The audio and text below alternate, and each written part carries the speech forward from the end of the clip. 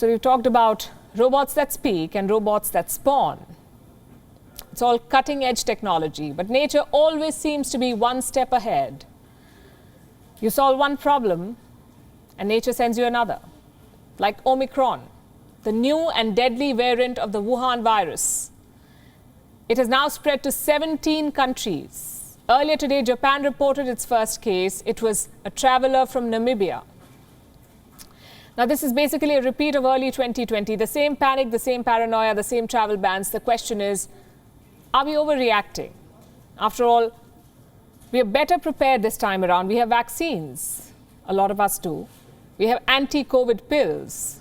Surely we can beat Omicron. Well, vaccine makers are not so confident. Moderna's chief executive feels the existing vaccines will be less effective. Listen to what he said. There is no world, I think, where the effectiveness is the same level we had with the Delta variant. I think it's going to be a material drop. I just don't know how much, because we need to wait for the data, but all scientists I've talked to say this is not going to be good. Now, that's a pretty grim assessment. But just to be clear, this does not mean our vaccines are useless. They still offer you protection. Remember, less effective does not mean ineffective. Plus, this won't be the case for long. Vaccine makers are modifying their jabs. By 2022, we could have newer vaccines better suited to protecting against Omicron. Until then, it's time to dust off the old playbook: trace, test, and quarantine. And this time, simple RT-PCR tests won't do. Countries will have to ramp up genome sequencing. This will separate Omicron from the older variants. Some countries like the Netherlands are also testing older samples, and guess what they found? Omicron arrived in the Netherlands 1 week before initially thought. Samples collected on the 19th and 23rd of November also had Omicron. Do you know when South Africa first reported it? November 24th.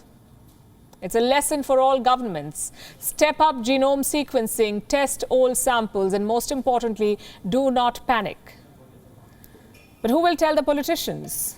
They're still stuck in 2020. The same flight bans, the same travel restrictions. Take the US, for instance. President Joe Biden addressed the nation on Monday.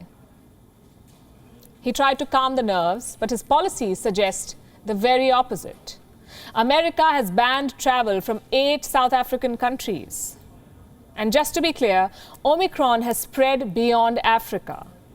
There are 42 confirmed cases in the European Union, but no travel bans for them. Only for Africa, none for Europe. And it's not just the US that's doing this. Britain, Spain, Russia, Saudi Arabia, they've all done the exact same things. Travel bans in Africa, nothing against Europe. And this attitude is what got us here in the first place: inequity and discrimination. It's proving to be deadly. You see, mutations are inversely proportional to vaccination. More vaccines equals less infections equals less mutations. It's very simple. Let me show you the numbers.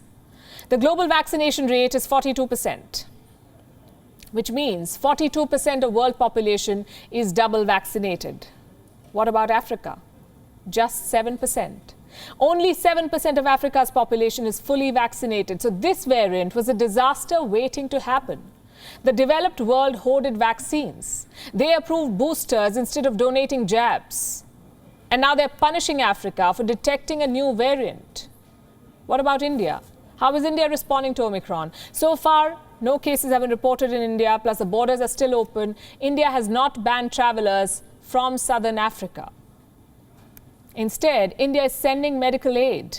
All COVAX orders have been cleared by the government of India. Made in India jabs are heading to Malawi, Ethiopia, Zambia, Mozambique, Guinea and Botswana. Medicines, PPE kits and ventilators will be provided as required. And this is the only way you can tackle a global pandemic, with a global strategy. You cannot beat a disease by leaving an entire continent unvaccinated. Unfortunately, that's exactly what happened. And it could happen again. Pfizer, Moderna and AstraZeneca are working on Omicron-specific jabs. Who do you think will get these new shots? Not South Africans, not Zimbabweans. These new jabs will also be hoarded by the developed world. At this rate, we'll be stuck in this loop. Richer countries will get boosters, double boosters, and new vaccines. Meanwhile, the virus will keep mutating in Africa. This is becoming a forever pandemic thanks to vaccine inequity. WION is now available in your country. Download the app now and get all the news on the move.